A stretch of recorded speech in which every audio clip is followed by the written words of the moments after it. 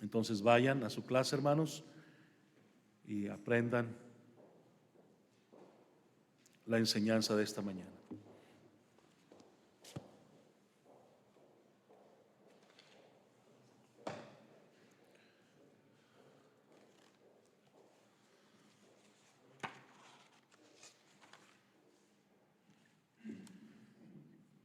El domingo pasado, hermanos, estuvimos mirando una clase acerca de el origen del Antiguo Testamento, cómo nos llegó el Antiguo Testamento. Recordemos, estamos viendo una clase, un curso, hermanos, que se llama El origen de la Biblia. El origen de la Biblia. ¿Cómo es que tenemos ahora este libro llamado Biblia y que, bueno, la apreciamos como la palabra de Dios? ¿De dónde nos vino este libro? ¿Quién lo trajo? ¿Quién lo hizo? ¿Cuántos años tiene con nosotros, con el mundo? Y todos esos datos muy interesantes. Vamos a tratar de ir respondiendo a cada pregunta a través de estos estudios bíblicos. Entonces, el tema es el origen de la Biblia. Y el domingo pasado mirábamos algo sobre el origen del Antiguo Testamento. Recordemos que nuestras Biblias tienen dos divisiones principales. ¿Cómo se llaman, hermanos? Antiguo Testamento y Nuevo Testamento. Son las dos divisiones generales o principales de nuestras Biblias, el Antiguo Testamento y el Nuevo Testamento. El Antiguo Testamento comienza con el libro de Génesis, ¿verdad? Ahí comienza el Antiguo Testamento y termina con el libro de Malaquías, ¿verdad? Son 39 libros en total lo que compone el Antiguo Testamento. Y el domingo pasado mirábamos ya que los primeros 5 libros de la Biblia, bueno, los escribe Moisés. Él es quien escribe estos primeros 5 libros de la Biblia, llamado el Pentateuco. Ahora, la Biblia en cada testamento tiene 5 divisiones. Por ejemplo, hermano, tenemos en el Antiguo Testamento, la primera división es el Pentateuco. La palabra Pentateuco significa 5 tomos. Realmente eso es el significado de la palabra Pentateuco, 5 tomos o 5 libros, que es Génesis, Éxodo, Levítico, Números y Deuteronomio. Luego tenemos 12 libros históricos, de Josué hasta Esther, me parece que es, hermano. Luego tenemos 5 libros poéticos, que es Job, Salmos, Proverbios y Cantares. Luego tenemos 5 profetas mayores, que son Isaías, Jeremías, Lamentaciones, Ezequiel y Daniel. Y luego tenemos 12 profetas menores, que son desde Oseas hasta Malaquías. Entonces, más o menos así es como la Biblia se divide. Y le repito esto que ya le decía el domingo pasado. Estas divisiones las han hecho así para un mejor estudio de la palabra de Dios. Para eso tenemos estas divisiones, para un mejor estudio de la palabra de Dios. Entonces, se le pasó una división, hermano, luego se la digo. Entonces, mirábamos que el Antiguo Testamento, pues los primeros 5 libros los escribe Moisés. Luego tenemos, hermanos, los libros históricos, que son 12, desde Josué, Jueces, Ruth, Primero y Segundo de Samuel, etcétera. Y estos fueron escritos por distintos autores. Normalmente el libro lleva el nombre del escritor, escritor. Los libros poéticos, hermanos, pasa lo mismo. La fuente del contenido para estos libros poéticos residió en la propia experiencia de los autores. En este caso, bueno, el libro de Salmos, por ejemplo, tiene varios escritores. El libro de Salmos no solamente lo escribe un solo escritor, tiene escritores como David es el principal. Luego Salomón también escribe algunos capítulos de los libros de los Salmos, los hijos de Asaf, los hijos de Coré. Moisés también escribe uno de los Salmos, no me acuerdo, es el 90 o el 91 por ahí. Y bueno, pero todos estos libros poéticos, hermanos, narran, o su origen es la propia experiencia de los autores. Luego tenemos los libros proféticos, que son, bueno, ya dijimos que los dividimos en 2, profetas mayores, profetas menores. ¿Por qué profetas mayores y profetas menores? ¿Alguien sabe el dato, hermanos? ¿Por qué profetas mayores y por qué profetas menores? ¿Alguien me puede decir? ¿No? ¿No tienen idea, hermanos? Bueno, la razón no es que discriminemos a unos profetas y a otros les demos más importancia. Los profetas son iguales delante de Dios, pero se llaman profetas mayores porque escriben más extensamente. Y a los profetas menores se les llama profetas menores porque escriben más brevemente que los mayores, por supuesto. Por eso es la distinción, pero si usted quiere nada más llamarle libros proféticos, está bien, no hay ningún problema. Es desde Isaías hasta Malaquías. Todos esos son libros proféticos. Ahora, en esa sección de la Biblia, de los libros proféticos, otra vez encontramos que los escritores sagrados recibieron su mensaje directamente de Dios. Lo recibieron a través de sueños, a través de visiones y momentos de éxtasis o arrebatamiento espiritual. El individuo usado por Dios en algunos casos no hubiera querido ser el portador del mensaje por lo difícil que resultaba comunicar este mensaje. Por ejemplo, tenemos a Jeremías en Jeremías 1, 4 al 7. Él dice que él no quiere decir, pero pues tiene que, porque Dios le dijo que dijera. Además, en algunas ocasiones ni podían entender ellos mismos el mensaje. Y es el caso de Daniel en Daniel 12, 8 al 9. Sin embargo, estos siervos de Dios profetizaron porque el Espíritu Santo los guió para que lo hicieran así. Ellos mismos sintieron ese impulso de Dios en sus vidas, según Juan en Apocalipsis 3, 7 y 8. Todos estos hombres de Dios, hermanos, consignaron por escrito la importancia o la revelación, dada por el Espíritu Santo a ellos. Después de sus manuscritos se tomaron copias rigurosamente exactas para la preservación del mensaje divino. Ahora, ¿por qué manuscritos, hermano? Ya decíamos eso. ¿Por qué manuscritos? Porque estaban escritos a mano, ¿verdad? Los escribieron a mano y usaron diferentes materiales para escribir. Por ejemplo, Moisés escribió, creo que en piedra, en tablas de piedra o en tablillas de arcilla o de barro cocido. Algunos, como Isaías, escribe su profecía en pieles. Otros lo hicieron en pergaminos, hermanos, en pergaminos de papiro. El papiro, hermano, era una planta que crecía a las orillas de los ríos, principalmente el río Nilo. Y de esa palabra papiro es donde viene la palabra papel para nosotros en estos tiempos. Y usaron diferentes materiales, pero al fin y al cabo era la palabra de Dios la que se estaba escribiendo. Y así, hermano, llegamos a lo que es el Nuevo Testamento, y es lo que vamos a ver esta mañana. Y vamos a ir, por favor, hermanos, a 2 de Pedro 3, 15 al 16. 2 de Pedro 3, 15 al 16.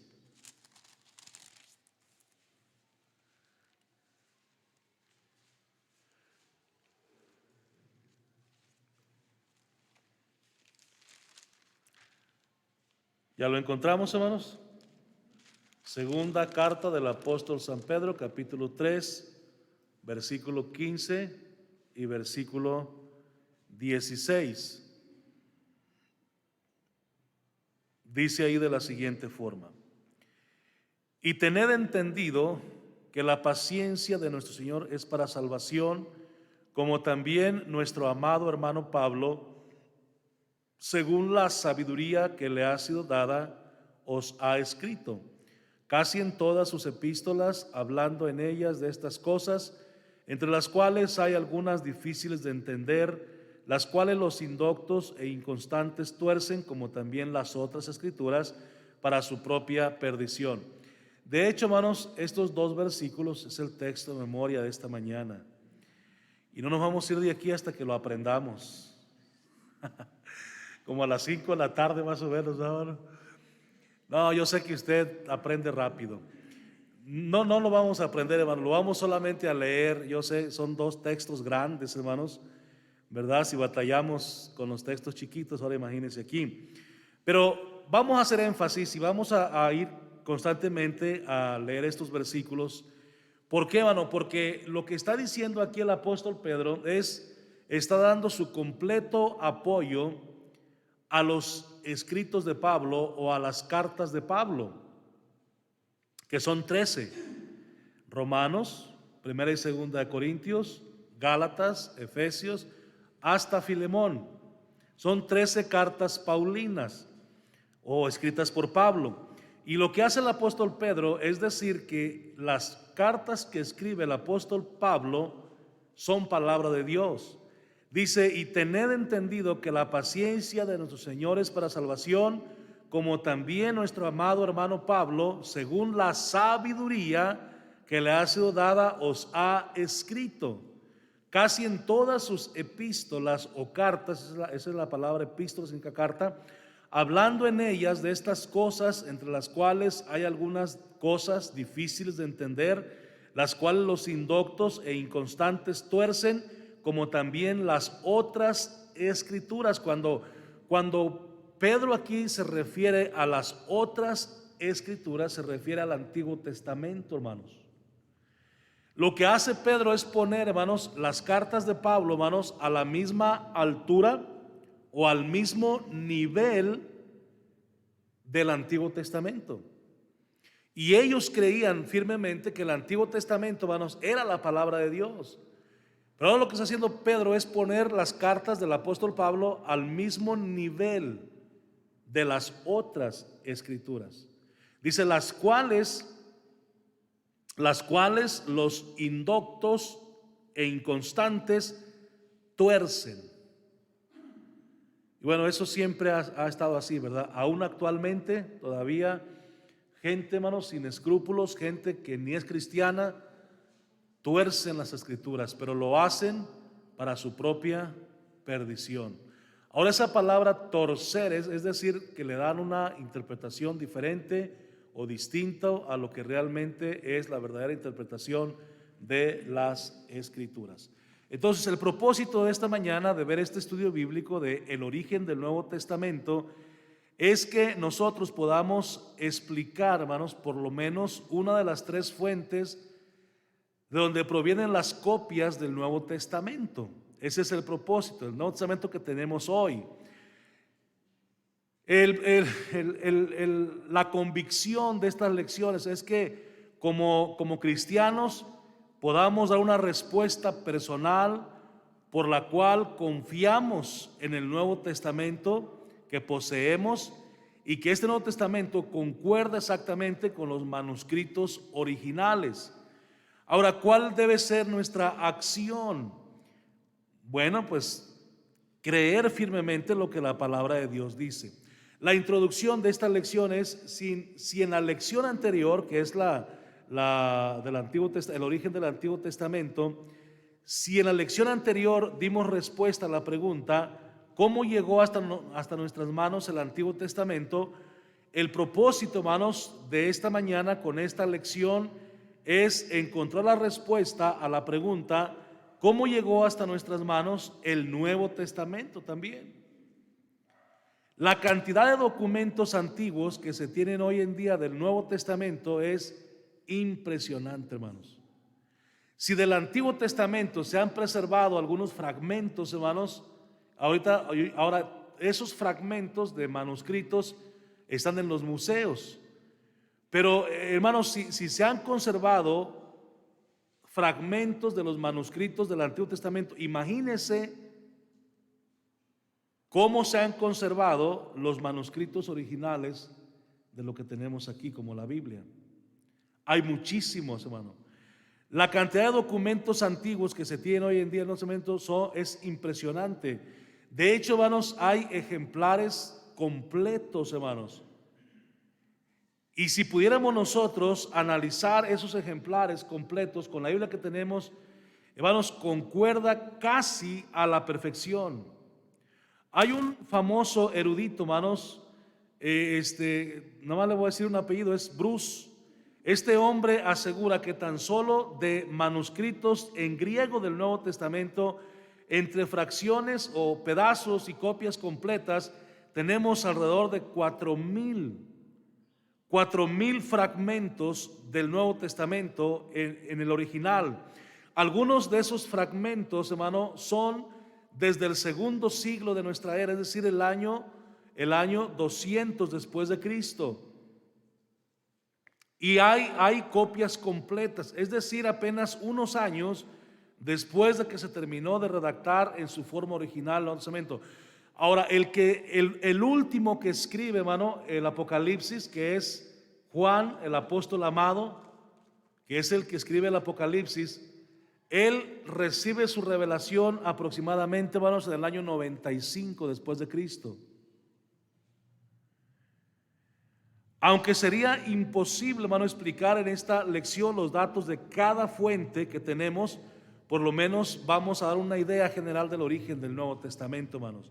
Y eso es lo que vamos a hacer. No vamos a dar todos los datos, pero sí una idea general. Bueno, punto número 1. Los primeros documentos del Nuevo Testamento, ¿de dónde son sacados? ¿Quién los trajo? ¿Quién los trae? Hermanos, ¿quién los hizo? Ahora, al echar un vistazo, hermanos, por el Nuevo Testamento, nos damos cuenta de que el Nuevo Testamento, hermanos, habla con autoridad divina. El apóstol Pedro, en su segunda epístola, lo que ya leíamos, hermanos, ahorita hace un momento, capítulo 3, versículo 15 y versículo 16, hermanos, dice: y tened entendido que la paciencia de nuestro Señor es para salvación, como también nuestro amado hermano Pablo, según la sabiduría que le ha sido dada, os ha escrito casi en todas las epístolas, hablando en ellas, dice, de estas cosas, entre las cuales hay algunas difíciles de entender, las cuales los indoctos e inconstantes tuercen, como también las otras escrituras, para su propia perdición. Ahora, aquí, hermanos, está Pedro hablando sobre esto, pero también el propio Pablo, hermanos, exige que sus escritos sean reconocidos como mandamientos del Señor. Primera de Corintios 14:37, y vamos allá, por favor, hermanos. Primera de Corintios 14:37. Si alguien lo quiere leer, hermanos, puede leerlo.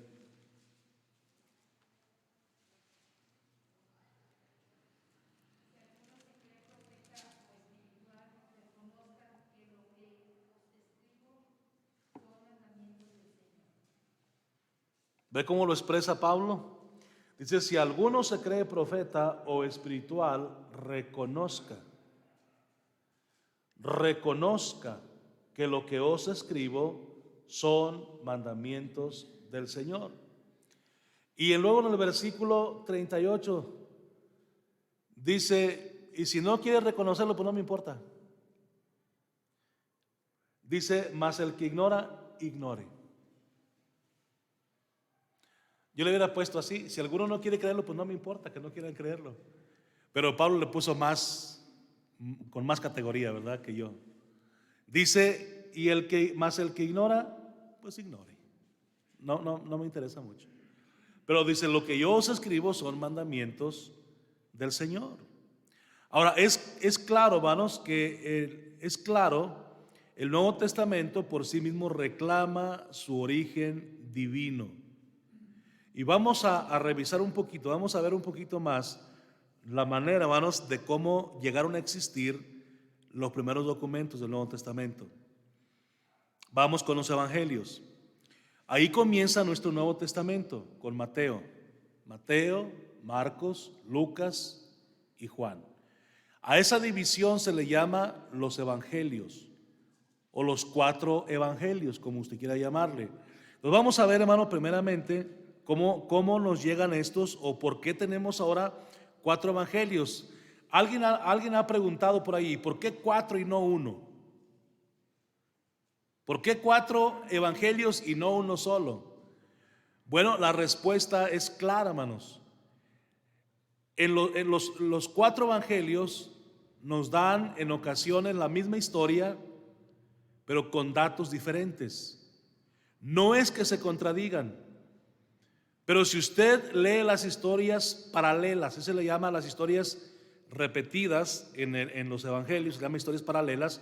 Si usted las lee, las 3 o las 4 historias en los diferentes libros, se va a dar cuenta de que Si usted lee la misma historia en los 4 evangelios, cada uno aporta datos diferentes y se nos va a hacer mucho más fácil entender la historia original. Entonces, realmente no es que se contradigan los escritores evangélicos, sino que simplemente se complementan. Para eso es que tenemos 4 y no 1. Tenemos más información. Mateo, Marcos, Lucas y Juan son los evangelios que contiene el Nuevo Testamento. En ellos, hermano, no hay muchas referencias a ellos mismos, a los propios escritores, pero contamos al menos con 2. Por ejemplo, en Lucas 1, 1 al 4, mire, vea cómo Lucas lo expresa. Lucas 1, 1 al 4. ¿Por qué Lucas escribe? Mire, esta es la razón de por qué Lucas escribe. Lucas 1, 1 al 4. ¿Alguien que lo pueda leer, por favor, hermanos?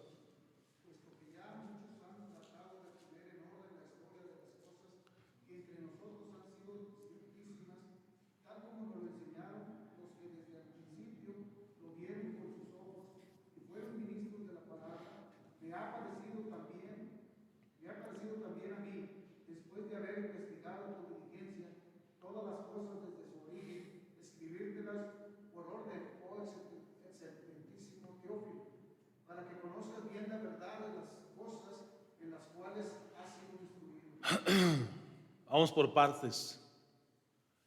Dice Lucas ahí, dice, puesto que ya muchos han tratado de poner en orden la historia de las cosas que entre nosotros han sido ciertísimas.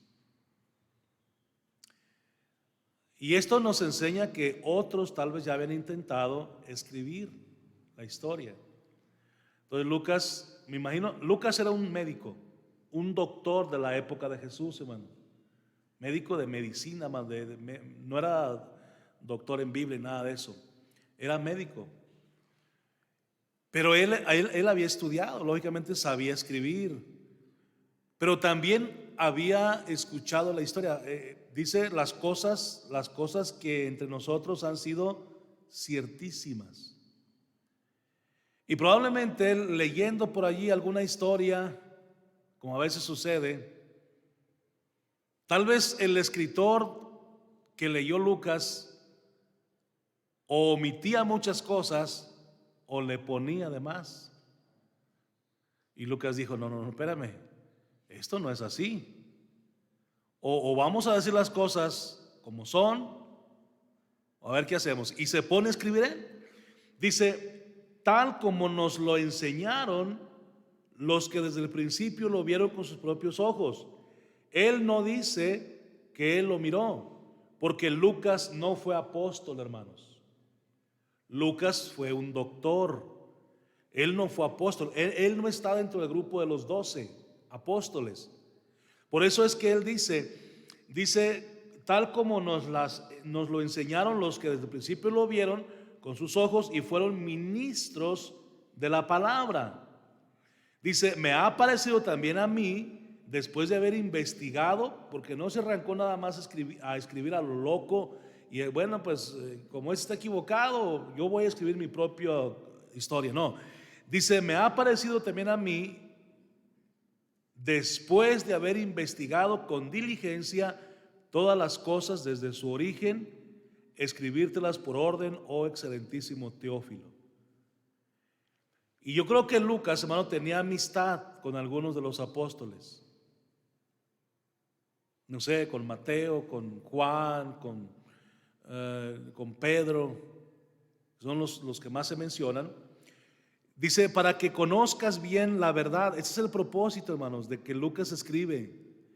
Para que conozcas bien la verdad. Se ha dicho, hermanos, que Teófilo aquí, Teófilo es como ¿cómo le dijera, hermano? Como un representante aquí de todos los cristianos.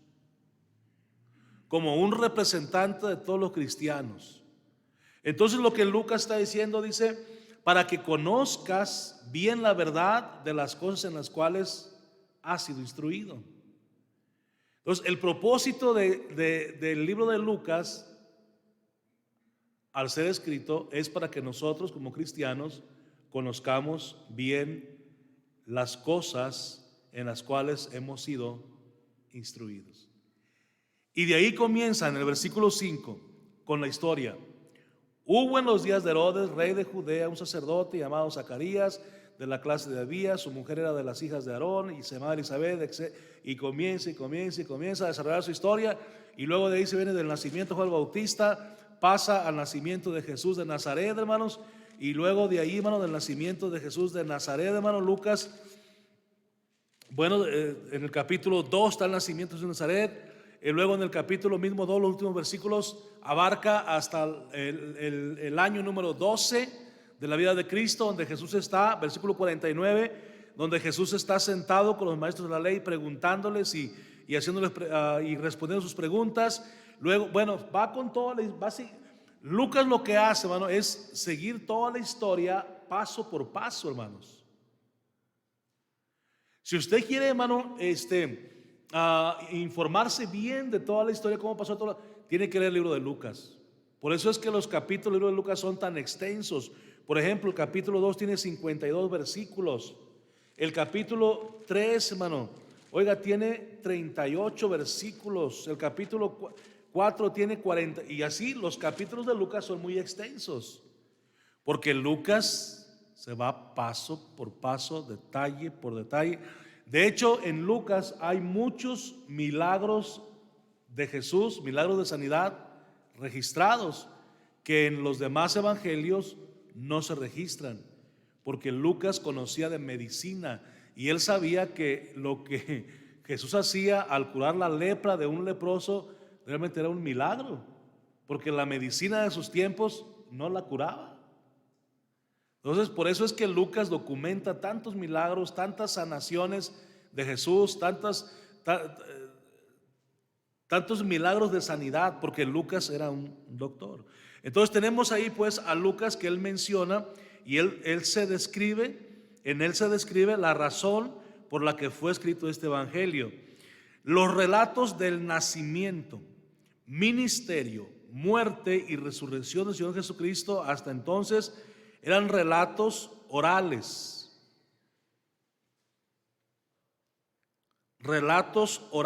o relatos hablados que muchos testigos tenían en la memoria, testigos que habían visto, no testigos de Jehová, hermano, testigos que habían visto, testigos presenciales que habían estado en las predicaciones de Jesús, ahí en el Monte de los Olivos, personas que estuvieron, hermanos, en la crucifixión de Jesús, personas que hermanos, habían recibido un milagro de Jesús. Por ejemplo, mire, en una ocasión Jesús le da de comer a 5,000 hombres, sin contar mujeres y niños. Hemos calculado que más o menos eran más de 15,000 personas ahí. Esa ocasión Jesús da de comer. Toda esta gente, hermano, habían presenciado la predicación de Cristo, habían estado ahí y había muchos relatos. Yo me imagino que, hermanos, miren, si 15,000 personas fueron saciadas con, ¿cuántos panes eran? 3 panes y 2 peces o algo así. Imagínense cuántos relatos habría. Y por eso Lucas dice, bueno, yo voy a investigar y yo estoy escribiendo lo que ya investigué, lo que sé que es cierto.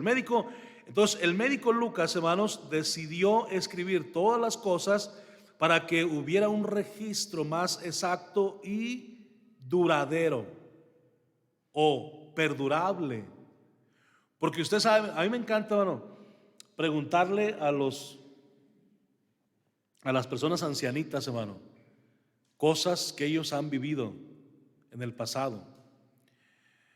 Mi abuelo me contó una historia, hermano, hace muchos años ya. Mi abuelo ya murió, el papá de mi mamá, y él me contó de un hambre que hubo, hermanos, más o menos en el 1920 y algo por ahí, hermanos, donde las personas, tal vez usted habrá escuchado esa historia también, las personas, hermanos, pedían atole y no les daban atole, los sepultaban vivos. Fue una gripa que pegó, hermano, una pandemia de una gripe. La gripe, ahora leyendo, mano, sé que era la gripe aviar, que mató millones de personas alrededor del mundo entero. Y más o menos fue entre 1917 y 1925 donde esta gripe pegó a nivel mundial, hermanos. Y después de la gripe, hermanos, hubo una gran hambre en la gente, una gran crisis económica. Y mi abuelo me contaba esa historia. Pero, pues mi abuelo ya se murió. Y la historia tal vez yo la estoy contando ya distorsionada a como él la contaba. Y si usted se da cuenta, cada persona cuenta la historia a su manera. Entonces por eso es que Lucas dijo, bueno, lo que vamos a hacer es escribir la historia correcta para que no se siga distorsionando. Y así es como nos ha llegado a nosotros, hermano, la historia verdadera de las cosas que sucedieron. Ok, entonces el médico, le repito, decidió escribir todas las cosas para que hubiera un registro más exacto y duradero que la tradición oral o hablada, tradición hablada o historia hablada. En el versículo 4, Lucas declara, aquí lo que mirábamos, 1:4, hermanos, en el 1:4, Lucas declara que lo ahí escrito es la verdad. Ahora tenemos otro ejemplo, en Juan 20:30 y 31. Vamos allá, por favor. Juan 20:30 y 31. Veamos cómo Juan, o por qué Juan escribe también su evangelio.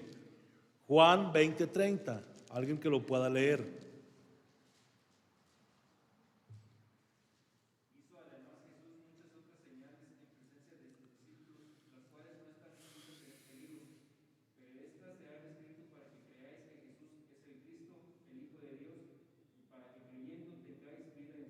Ahí está. El propósito de Juan al escribir, hermanos. Dice, pero estas, o sea, el relato que Juan escribe, se han escrito para que creáis que Jesús es el Cristo, el Hijo de Dios, y para que creyendo tengáis vida en su nombre. Entonces, qué bendición, hermanos, es que Juan también se haya propuesto y dedicado a escribir sobre la vida de Cristo Jesús. Amén. Ahí tenemos, pues, entonces encontramos escritos. Dice, para que creáis que Jesús es el Cristo, el Hijo de Dios, y para que creyendo tengáis vida en su nombre. Para eso es para lo que escribe Juan. Pero si usted analiza el versículo 30, dice, hizo además Jesús muchas otras señales en presencia de sus discípulos, las cuales no están escritas en este libro. Y a mí me hubiera gustado que se hubieran escrito. ¿A usted no? Claro que sí, bueno. Me hubiera gustado que cada relato, cada instante de la vida de Cristo se hubiera plasmado en la escritura. Tendríamos mucho más conocimiento de lo que Jesús hizo. Pero lamentablemente no es así. Hay momentos de la vida de Cristo que no están escritos y los desconocemos. ¿Ve? Por eso qué bueno que tenemos 4 evangelios. Ahora, ese es el plan con los evangelios, que relataron la vida de Cristo. Y bueno, como Juan mismo dice, algunas cosas de la vida de Cristo, pero con eso es suficiente para que creamos en el evangelio y para que creamos en Cristo, que Él es el Cristo, el Mesías, el Hijo de Dios, y para que creyendo en Él pues tengamos vida en su nombre. Entonces qué bendición es tener eso. Luego seguimos a la segunda división del Nuevo Testamento, el libro de los Hechos. El libro de los Hechos. Ese libro, hermanos, es un libro histórico, porque nos narra la historia de la iglesia. De hecho, hay gente que ha sugerido que ese libro debía ser llamado Los Hechos de la Iglesia, aunque realmente el libro se llama Los Hechos de los Apóstoles, pero debería ser llamado Los Hechos de la Iglesia, porque ahí es donde se desarrolla ya el ministerio de la iglesia, donde la iglesia comienza a enviar misioneros y a ganar gente para Cristo y a tocar puertas y a bautizar gente, a todo esto. Pero bueno, así se llama, simplemente el libro de los Hechos. En este libro, otra vez, Lucas es el escritor. Ya lleva dos. El evangelio que lleva su nombre, de Lucas, y el libro de los Hechos. Lucas es el escritor humano que Dios utilizó para escribir el relato del libro de los Hechos. En este libro, Lucas confirma lo que dijo en el evangelio que lleva su nombre. Aún más, lo iguala en veracidad y propósito, con la misma exactitud erudita. Narra el nacimiento y expansión de la iglesia, de modo que las historias escuchadas de fuentes dignas de confianza fueron consignadas en el manuscrito para un testimonio permanente y fiel. Mire lo que dice Hechos 1 al 3, lo que allí narra Lucas. ¿Qué dice, hermanos? Hechos 1:1.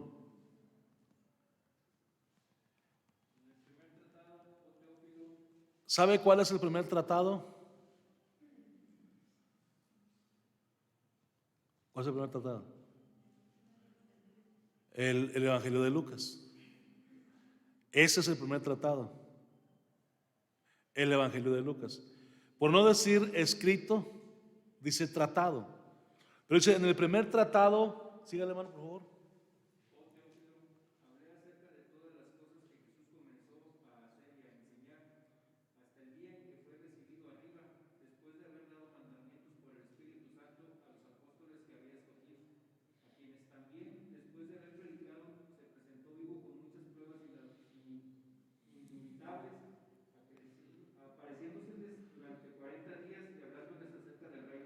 Ok, qué interesante porque dice, después de haber dado mandamientos por el Espíritu Santo a los apóstoles. El origen de la Biblia es el Espíritu Santo, hermanos. Amén. Ahora, si los escritores como Lucas estaban escribiendo los mandamientos de Jesús y las palabras de Jesús, entonces ellos estaban escribiendo lo que el Espíritu Santo les había dado y les estaba dando. Dice, a quienes también, después de haber padecido, se presentó vivo con muchas pruebas indubitables. Esa palabra indubitables significa indudables. Pruebas que no se podían dudar. Pruebas indubitables, dice Lucas, apareciéndoseles durante 40 días y hablándoles acerca del reino de Dios. Y sí, en los evangelios aún vemos cómo Jesús se aparecía a sus discípulos, se aparecía a las mujeres que iban a buscarlo ahí a la tumba, se aparecía a los que iban camino a Damasco, se apareció a Pablo en el camino a Damasco también, hermanos, camino de Maús a los discípulos y luego a Pablo en el camino a Damasco, y así, hermanos, Jesús apareciéndoseles. De hecho, aquí, hermanos, en Hechos capítulo 1 versículo 4 dice, y estando juntos les mandó que no se fueran de Jerusalén, sino que esperasen la promesa del Padre, la cual les dijo, lo oísteis de mí. Y luego en el versículo 6 dice, entonces los que se habían reunido le preguntaron, y esto fue después de resucitado. Después de resucitado, Jesús les da este mandamiento. Dice, Señor, restaurarás el reino de Israel en este tiempo. Y les dijo, no os toca a vosotros saber los tiempos o las sazones. Y luego dice el versículo 9, y habiendo hecho estas cosas, viéndolo ellos, fue alzado y le recibió una nube que le ocultó de sus ojos. Así es como cuando Jesús asciende al cielo. Pero esto, hermano, se apareció a sus discípulos después de haber resucitado. Y eso es lo que Lucas está diciendo, pruebas que no se podían dudar. Y luego, hermano, llegamos a la tercera división del Nuevo Testamento, que son las cartas paulinas. Cartas paulinas. La razón de por qué tiene este título de cartas paulinas es porque el escritor es Pablo, hermano. Es desde Romanos, primera. ¿Alguien me puede decir las 13 cartas paulinas, hermano? A ver, hermanos, yo les quería que se los aprendieran de memoria.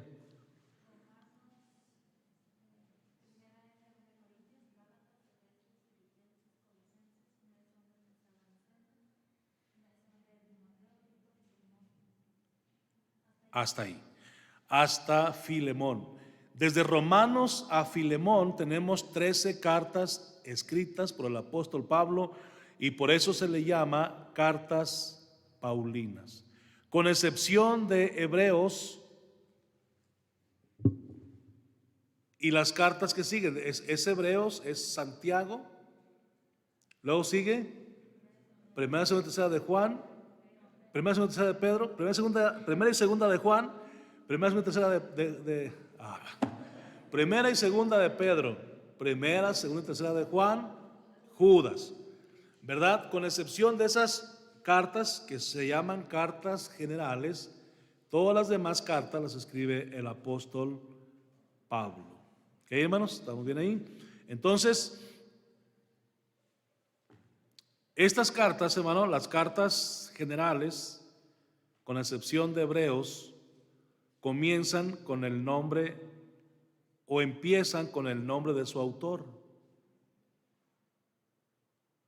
El autor de las cartas, el escritor de las cartas. Las de Juan, las 3 cartas de Juan contienen mucha evidencia interna, es decir, muchas pruebas que demuestran haber sido escritas por el apóstol Juan. Pero en Hebreos, hermano, realmente resulta imposible asegurar quién sea el autor. Algunos dicen, hermanos, que la carta de Hebreos la escribe el apóstol Pablo, porque la carta de Hebreos, hermanos, menciona muchas cosas de la ley.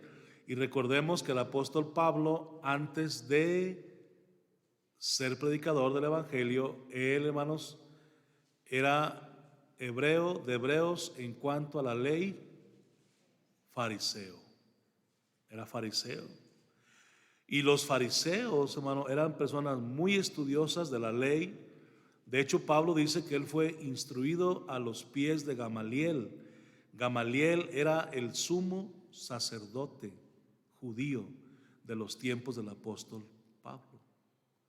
Entonces Pablo conocía la ley y por eso es que muchos atribuyen la carta de Hebreos a Pablo, pero no podemos hacerlo porque la carta no dice. Entonces mejor nos quedamos así, en la duda, ¿verdad? Otros dicen que la escribió Lucas, la carta de Hebreos, que la pudo haber escrito Lucas también, pero nos quedamos en las mismas, porque la carta tampoco dice. Y Lucas, cuando escribió un libro, pues él tiene su sello principal, es Teófilo, es el sello principal de los escritos de Lucas, y en Hebreos no se menciona Teófilo tampoco. Ahora, todas estas cartas, hermanos, reclaman su origen divino. En 1 Corintios 2:13, vayamos ahí por favor, hermanos. 1 Corintios 2:13.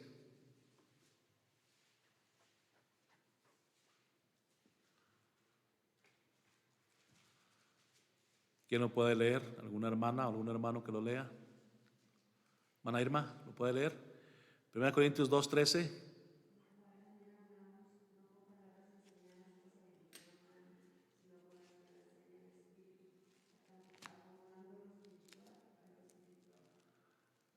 Gracias, hermana. Pablo dice ahí, hermanos, que su enseñanza no es humana, sino de quién, hermanos? Del Espíritu. Lo cual hablamos no con palabras enseñadas por sabiduría humana, sino con las que enseña el Espíritu.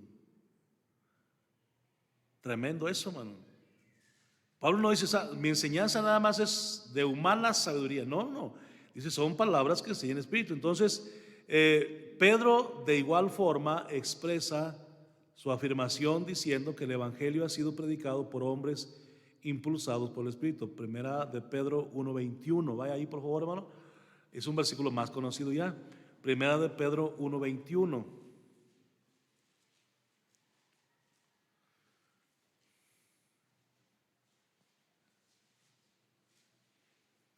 Primera de Pedro 1:21. ¿Qué dice? ¿Por qué? A ver, ¿estoy mal?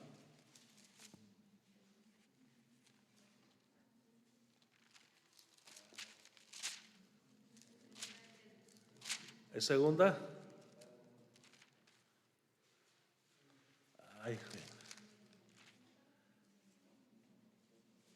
Ay, sí, hermanos, perdón, hermano. Segunda de Pedro 1:21, entonces. Porque nunca. ¿Qué es nunca, hermanos? Pues nunca, ¿verdad, hermanos? Nunca significa nunca. Nunca la profecía, dice el apóstol Pedro, fue traída por voluntad humana. Segunda de Pedro 1:21. Déjenle corrijo aquí, hermano. Segunda de Pedro 1:21.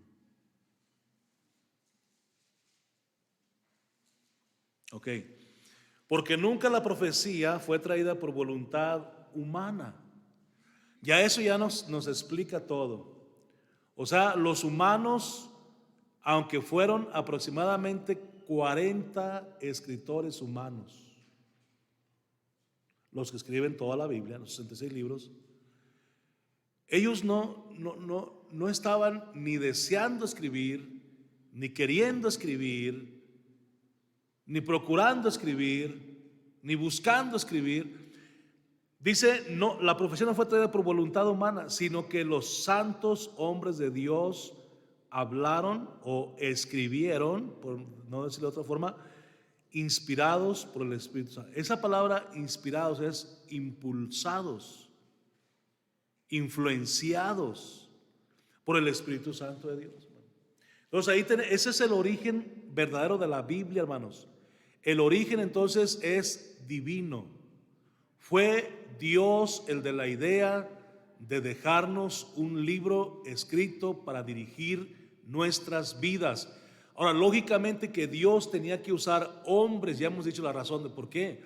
Dios tuvo que usar hombres, pero no fueron hombres, cualquier clase de hombres, hermano. La misma Biblia dice que fueron santos hombres de Dios. Santos hombres de Dios. Esa palabra santos hace la diferencia. Porque es verdad que eran hombres de carne y hueso, eran hombres separados. Eran hombres separados. Esa es la palabra santos, santificados. No cualquier borracho, no cualquier adúltero. Eran hombres de Dios, hermanos. Y bueno, y lo vemos porque Dios los usó para darnos su palabra. Y una de las pruebas, hermano, de que este libro es la palabra de Dios, una de las pruebas que podemos palpar de que este libro es la palabra de Dios, es por el cambio que este libro hace en las vidas de aquellos que dejan que los cambie. Si este libro fuera un libro, hermanos, común y corriente como cualquier otro libro, este libro no haría cambios en nuestras vidas. Pero después de leerlo y escudriñarlo y aplicarlo a nuestras vidas, no podemos seguir siendo los mismos. Esa es la realidad. ¿Me está siguiendo, hermano? Entonces, es palabra de Dios. Por último, en primera de Juan 1:5, hermanos, Juan hace lo mismo. Miren lo que dice.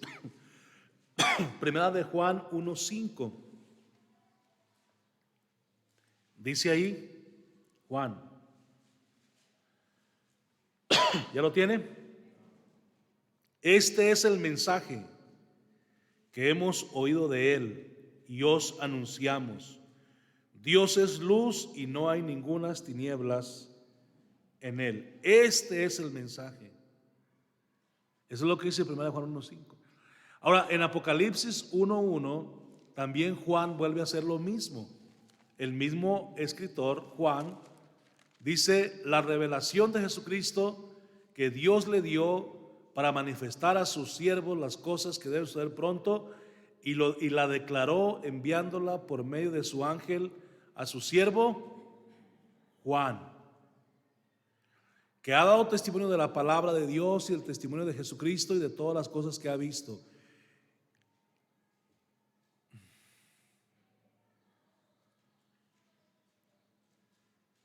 Bienaventurado, versículo 3, bienaventurado el que lee y los que oyen las palabras de esta profecía y guardan las cosas que en ella escritas, porque el tiempo está cerca. ¿Ok, hermanos? Entonces ahí está Juan otra vez diciendo que lo que él ha escrito es palabra de Dios, son profecías de Dios. Entonces ahí le dejamos, hermanos. Entonces tenemos pues estas 5 divisiones también en el Nuevo Testamento, que son los evangelios, 4 evangelios, un libro histórico, 13 cartas paulinas, cartas generales y Apocalipsis, libro profético. Ok, hermanos, así vamos a quedar entonces con eso. Ojalá para el próximo domingo podamos ver, hermanos, algunos documentos antiguos, hermanos, que existen acerca del Nuevo Testamento. Les repito, son documentos que ya están en los museos, no los tenemos a la mano nosotros, y qué bueno, porque a lo mejor ya los hubiéramos destruido, pero hay documentos desde el segundo siglo después de Cristo, hermanos. Y hay una Biblia, hermanos, no recuerdo ahorita cómo se llama esa Biblia, pero si usted la compara con esta Biblia que usted tiene en sus manos, es casi idéntica. Pero es una Biblia que está escrita en griego. No recuerdo cómo se llama, pero luego lo voy a recordar y se lo voy a decir. Entonces mire, hermano, vamos a cambiar el texto de memoria, y vamos a segunda de Pedro 1:21, segunda de Pedro 1:21, que es un texto mucho más conocido y más fácil de memorizar. Segunda de Pedro 1:21, nomás lo vamos a leer una vez y usted lo va a memorizar. Dice, segunda de Pedro 1:21, porque nunca la profecía fue traída por voluntad humana, sino que los santos hombres de Dios hablaron siendo inspirados por el Espíritu Santo. Segunda de Pedro 1:21. Es más fácil ese, ¿verdad, hermanos? Que los otros 2 versículos del estudio bíblico. Muy bien. ¿Alguien me lo puede decir? Segunda de Pedro 1:21.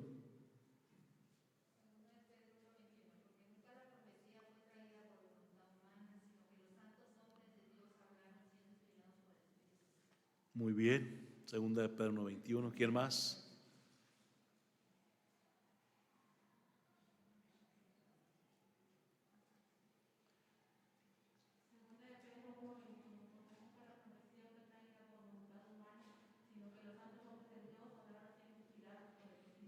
Muy bien. Creo que ya lo hemos aprendido ese, ¿no, hermanos? Ya. ¿La semana qué? Antepasada, pasada. Hermana.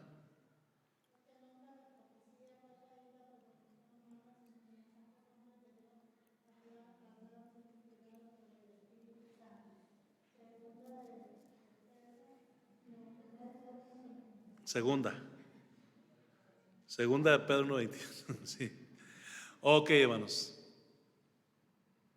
Bueno, ahí vamos a dejarlo entonces. Yo sé que ya se lo saben entonces. Muy bien, vamos a esperar que vengan los demás hermanos para